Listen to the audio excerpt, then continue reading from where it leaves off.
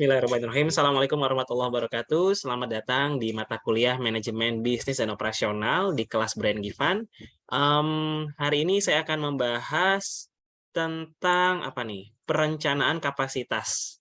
Nah, mungkin teman-teman ada yang sudah familiar dengan perencanaan kapasitas. Ada kata perencanaan dan ada kata kapasitas, di mana perencanaan berarti ada sebuah apa istilahnya ya? Progres atau bayangan atau gambaran. Ya, gambaran bagaimana yang harus kita lakukan, dan ada kata kapasitas atau sebuah bisa dikatakan produk gitu kan ya, kapasitas. Ukuran, volume itu kapasitas.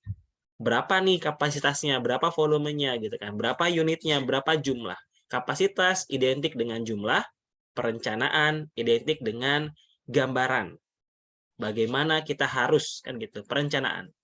Nah, saya akan share screen seperti biasa.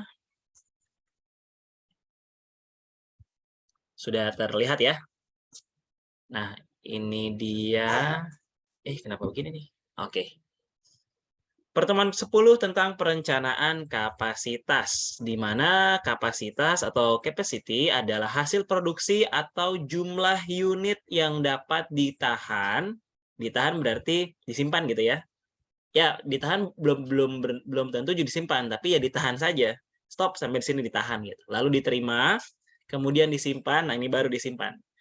Atau diproduksi oleh sebuah fasilitas dalam suatu periode waktu tertentu. Ada kurun waktunya. Ya, kenapa ada kurun waktunya? Karena kapasitas ini apa istilahnya ya? Akan berkurang kualitinya gitu kan. Kapasitas akan berkurang kualitinya jika terlalu lama disimpan atau terlalu lama ditahan atau kelamaan diterima gitu kan kapasitasnya.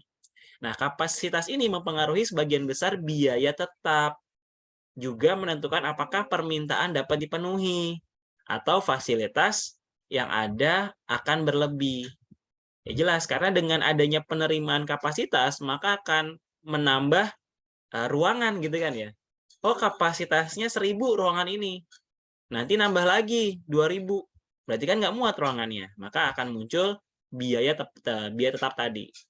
Kemudian kapasitas adalah kemampuan suatu alat atau fasilitas dalam menjalankan fungsinya dalam periode waktu tertentu. Berarti kemampuan suatu alat gitu ya. Misal ini ada laptop saya ini kapasitasnya 8 GB. Ketika masuk software atau aplikasi yang membutuhkan RAM-nya itu 12 GB, yang nggak mampu ke laptop saya. Kalau laptop saya nggak mampu, berarti software-nya nggak jalan gitu kan, nggak running. Itu kapasitas. Lanjut lagi, ada jenisnya nih, jenis kapasitas dalam merencanakan kapasitas. Pertama, kita ada namanya rencana jangka panjang, gitu kan. Lalu ada jangka menengah dan jangka pendek. Kenapa kapasitas harus direncanakan? Itu pertanyaannya. Yang bisa jawab boleh di kolom komentar. Nah, kapasitas menurut waktu itu ya tadi ya, panjang, menengah, dan pendek. Jangkanya, waktunya. Untuk mengubah kapasitas, dengan cara menambah fasilitas, menambah peralatan yang memiliki lead time panjang. Jadi kalau misalkan kapasitas perencanaan kapasitas jangka panjang, supaya kita ubah kapasitasnya bisa dengan cara kita tambahin lagi fasilitasnya. Atau tambah lagi peralatannya yang memiliki lead time panjang, supaya bisa masuk ke dalam kategori kapasitas jangka panjang. Kalau menengah gimana? Adanya subkontrak. Kemudian menambah peralatan, bisa menambahkan shift, jadwal waktu shift tertentu. Kemudian cara menggunakan kapasitas. Kalau yang menengah berarti menambah karyawan atau membuat atau menggunakan persediaan. Tambahin aja karyawannya supaya bisa mencukupi kapasitasnya. Lalu kalau perencanaan kapasitas jangka pendek menggunakan kapasitas dengan penjadwalan tugas. Kalau jangka pendek berarti kan nggak akan lama gitu ya. Yang namanya jangka pendek nggak akan lama. Berarti harus ada penjadwalan tugas atau penjadwalan karyawan. Supaya yang jangka pendek itu bisa terpenuhi secara efisien, efektif, dan efisien. Kemudian ada kapasitas desain. Muncul lagi nih. Kapasitas desain berarti kemampuan maksimum, mentok gitu ya, dari suatu alat yang secara teoritis dapat dicapai. Secara teoritis. Kalau kapasitas desain ini, contohnya gini, jumlah unit mobil yang dapat diproduksi dalam setiap minggu, bulan, atau tahun, lalu banyaknya tempat tidur di rumah sakit, lalu ada ukuran ruangan kelas di sekolah, nah itu kan kapasitas desain. Jadi dapat dicapai gitu loh. Misalkan jumlah unit mobil yang dapat produksi dalam waktu seminggu udah pasti 100 unit. Ya karena alatnya cuma bisa mencapai 100 unit mobil aja bikinnya. Terus banyaknya tempat tidur di rumah sakit. Rumah sakit kan ruangannya cuma ada katakanlah 100. Ya udah cuma 100. Bisa kita tambah ruangan, kita harus bangun dulu rumah sakitnya kan gitu. Kemudian sebagian besar perusahaan mengoperasikan fasilitasnya pada tingkat yang lebih rendah, sekitar 82% dari kapasitas desain. Kenapa lebih rendah? Supaya tidak overload, gitu kan? Nggak overload. Misalnya nih, pabrik Toyota dalam waktu seminggu dia mampu tuh mesinnya untuk membuat 100 mobil, tapi biasanya cuma dibuat 82 mobil saja, supaya mesinnya nggak cepat panas gitu kan. Kalau mesinnya cepat panas, akhirnya ngerongrong, muncullah permasalahan baru, yaitu rusak mesinnya. Paham ya? Kamar kamar rumah sakit juga sama. Rumah sakit 100 biasanya dibuka nggak 100, ya 90. Yang 10 buat apa? Buat IGD, ya buat gawat darurat gitu kan, buat keadaan bahaya, misal seperti itu. Nah, ada lagi kapasitas output. Kalau kapasitas output berarti kapasitas nyata yang dipengaruhi oleh kondisi lingkungan yang selalu berubah.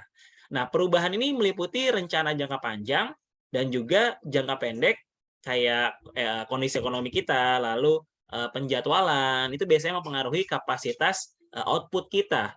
Output berarti yang keluar ya, kapasitas yang keluar. Kan ada kapasitas input, kapasitas desain, kapasitas output. Ada lagi kapasitas yang efektif. Kalau kapasitas yang efektif berarti kapasitas ini diharapkan dapat dicapai oleh sebuah perusahaan atau bauran produk. Misalkan metode penjadwalannya, pemeliharaannya, dan standar kualitas yang diberikan. Ya harus efektif gitu kan. Ini yang diharapkan. Tadi misalkan dalam waktu 1 minggu mobil cuma bisa mampu bikin 100. Ya udah, jangan buat 100 atau lebih dari 100. Gunakan 82% atau 90%. Supaya mesin yang membuat mobil itu nggak cepat panas, nggak cepat rusak, atau supaya bisa mengerjakan sesuatu yang lebih urgent lagi. Kapasitas efektif biasanya lebih rendah daripada kapasitas desain. Ya jelas lah, kapasitas desain ya ada berapa jumlah total gitu kan. Kalau efektif tadi 82%, kan sebelumnya ada tuh. Nih, sebagian besar perusahaan mengoperasikan fasilitasnya pada tingkat yang lebih rendah, sekitar 82% dari kapasitas desain. Disebut kapasitas efektif. Biasanya seperti itu. Ada kapasitas produksi. Nah, kalau kapasitas produksi ini ada macam-macam ya. Ada kapasitas berlebih, kurang, normal, terus penuh gitu kan. Kalau berlebih sama penuh beda nggak? Beda kan? Kalau berlebih ya harusnya 100, dia 150. Kalau penuh ya udah 100 aja. Ada kapasitas efektif. Bagaimana pengukuran kinerja sistem? Di sini muncul nih utilitas sama efisiensi. Kalau utilitas berarti persentasi dari kapasitas yang dihasilkan dibandingkan dengan kapasitas rancangannya, gambarannya. Utility berarti output actual dibagi kapasitas desain. Nah, seperti itu. Berarti kapasitas yang dihasilkan, output ya, output yang dihasilkan berapa nih? Dibagi dengan kapasitas yang dirancang. Makalah muncul utilitas. Lalu efisiensi. Kalau efisiensi berarti kapasitas output yang dikeluarkan dibagi dengan kapasitas efektif. Gitu. Kapasitas efektif yang seperti apa tadi nih? Nah, ini dia. Yang diharapkan dapat dicapai. Contoh gini nih, Sari Roti punya pabrik yang memproduksi macam-macam roti, ya dong kan Sari Roti. Minggu lalu, fasilitas dapat memproduksi, fasilitas ini bisa dari mulai alatnya ya, alatnya, orangnya gitu kan. dapat memproduksi 148.000 roti minggu lalu. Kapasitas efektif pabrik ini 175.000 roti, baik dari mulai dia bikin sampai buat nyimpennya gitu ya, nyimpen rotinya. Hanya mampu menampung 175.000 roti. Nah, lini produksi beroperasi 7 hari per minggu, 24/7 ya, dengan 3 shift, masing-masing 8 jam per hari. Nah, tingkat output-nya 1.200 roti per jam. Output berarti yang pasti jadi kan, yang pasti jadi. Yang pasti jadi itu 1.200 roti per jam. Nah, coba tentukan kapasitas desainnya, lalu utility-nya, dan efisiensi pabrik tersebut. Caranya, dengan rumus yang sebelumnya ya, mencari kapasitas desain berarti ya 7 hari dikali 3 shift dikali 8 jam dikali 1.200 roti. Totalnya 201.600 roti. Itu kapasitas desain seluruhnya selama waktu seminggu. Oke. Lalu utilitasnya gimana? Kalau utilitasnya berarti 148.000 roti minggu lalu kan dibagi kapasitas desain 201.600 gitu ya bacanya ya, sama dengan 73%. Ini dikali 100% ya teman-teman, karena untuk menghitung utility berarti persentasi, harus ada persennya. Oh, utilitasnya berarti 73%. Dari total maksimum 201.000 roti yang dihasilkan, dia hanya mencapai 148.000 roti. Berarti utilitasnya adalah 73%. Lalu efisiensinya gimana? Efisiensinya berarti 148.000 dibagi 175.000. 175.000 itu berarti kapasitas efektif. Yang efektif nih, masih ada jalannya, kita masih ada skanya, masih ada selaknya, masih ada ruangnya gitu kan. Buat nyimpan roti masih ada ruangnya. Alat mesin nggak panas. Kalau yang dibilang mesin panas ya tadi yang 201.000. Ruangannya penuh, mesinnya overheat, nah itu kapasitas desain 201.000.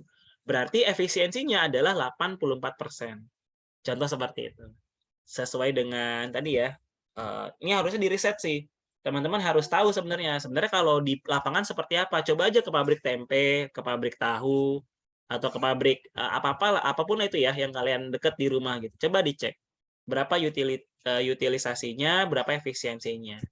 Jadi bisa cross check. Teorinya kan biasanya 82% kan. Nah, kalau ini 84%. Nah, ada 4 pertimbangan khusus bagi keputusan kapasitas yang baik. Pertama, kita harus meramalkan permintaan secara akurat. Forecasting-nya itu harus tepat. Kira-kira minggu depan nih akan permintaan berapa gitu kan ya. Permintaan itu tahun depan, bulan atau minggu depan, apakah akan sama 140.000 lagi atau berkurang. Jadi, ramalkan dulu permintaannya. Meramalkan permintaan ya kita bisa melihat dengan kondisi ekonomi, kondisi lain-lainnya lah pokoknya. Yang kedua, memahami teknologi dan peningkatan kapasitas. Ya kita harus paham betul bahwa teknologi ini mampu membuat alat semakin atau produksi semakin cepat gitu kan. Nah, peningkatan kapasitas ini pun juga berhubungan dengan teknologi yang kita gunakan. Kalau teknologi yang mendukung, maka kapasitas kita akan meningkat kan gitu. Jadi teknologi ini menjadi pertimbangan khusus. Nah, yang ketiga, kita harus menemukan volume atau tingkat operasi yang optimum. Tadi kan maksimal nih 175.000 misalkan. Harus tentukan. Nggak tentukan sih, menemukan. Cara kalau menemukan berarti kan kita harus coba dulu kan. Coba dulu 1, coba 2, coba 3, seperti itu. Yang keempat, membangun untuk perubahan. Mindset-nya adalah gunakan teknologi untuk membuat apa istilahnya kapasitas menjadi meningkat. Maka kita harus membangun untuk perubahan.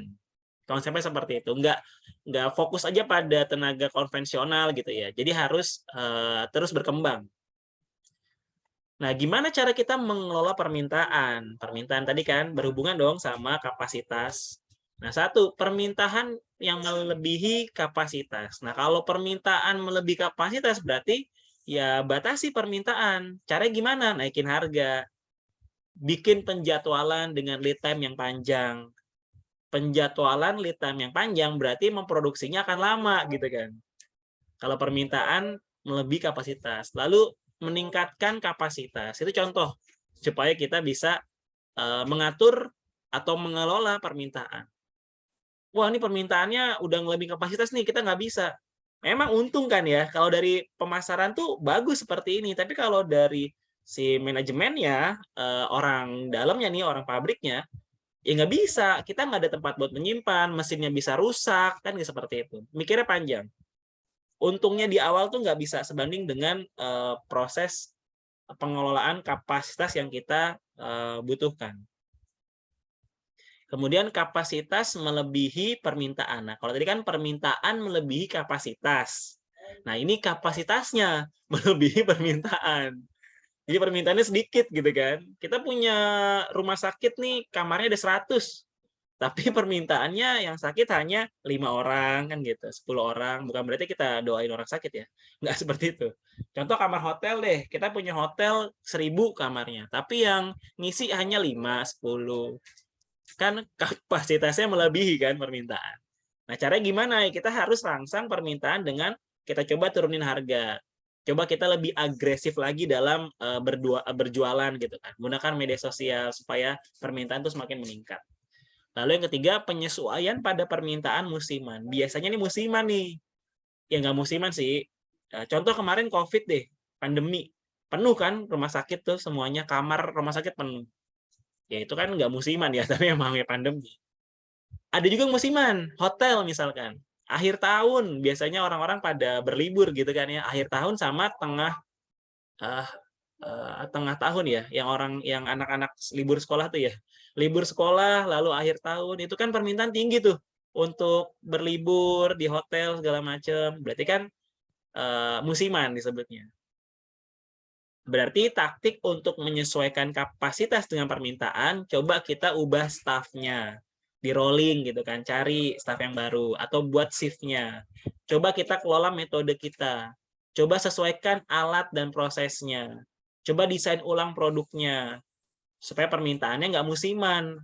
Kalau musiman tuh biasa gini, kamu punya toko kue. Nah, toko kuenya itu cuma bikin kue nastar. Nah, kue nastar biasanya dibelinya pas lebaran doang, kan musiman ya.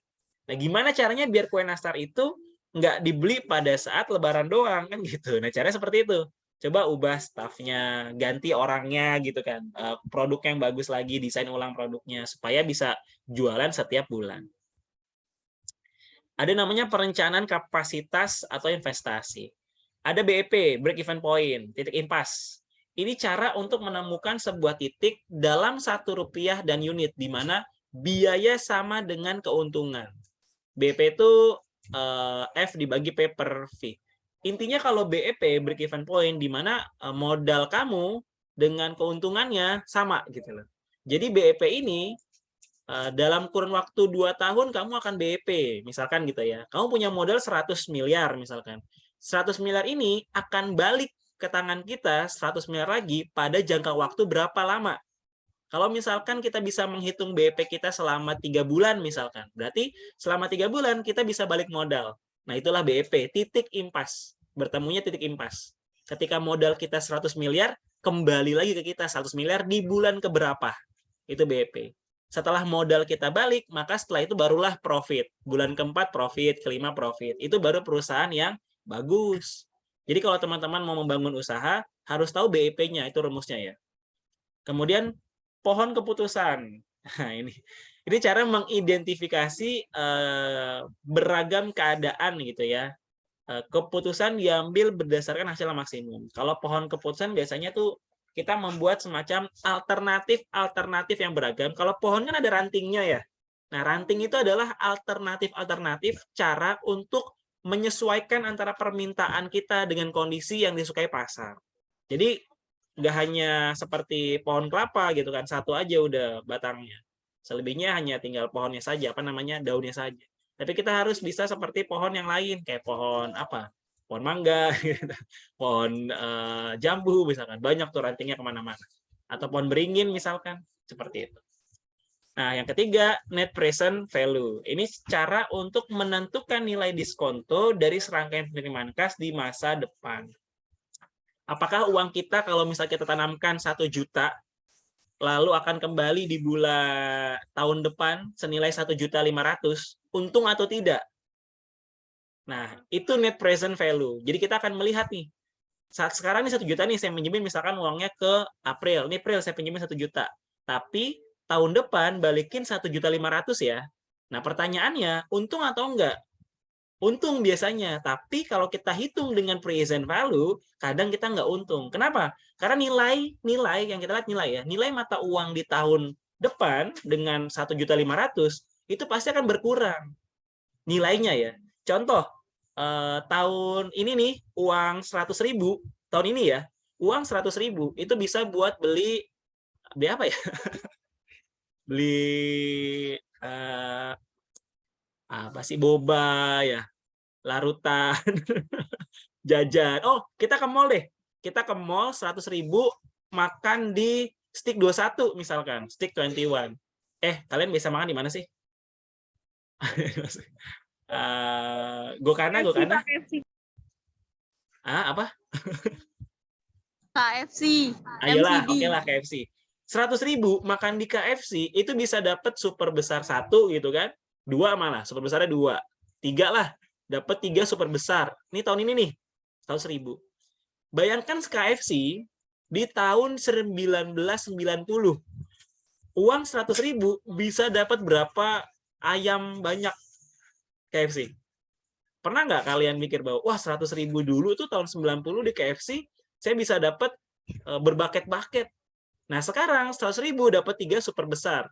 Nanti 100.000 di zaman 2200 misalkan, tahun 2200, masih berlaku atau tidak? Itu value, nilai.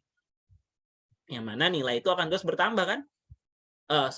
Dengan uang yang sama, 100.000, di tahun selanjutnya akan berkurang nilainya. Pasti seperti itu. Walaupun nambah gitu kan. Oh, sekarang 100.000, besok saya balikin ya 150.000.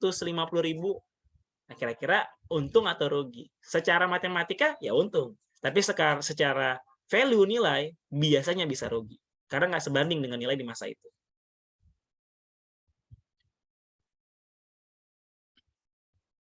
Nah, ini sudah saya jelaskan tadi, tinggal dicoba-coba aja. Gampang lah itu mah. Udah ada contohnya, udah ada apa namanya ini? Rumusnya, tinggal dimasuk-masukin aja ya. Yang penting definisinya paham. Ini soal latihan yang pertama, bisa kalian lihat, jawab di kolom komentar. Ini yang kedua. Kemudian ini yang ketiga. Gampang ini ya. Ini yang keempat. Di pause aja kalau kecepatan ya. Ini yang kelima. Oke.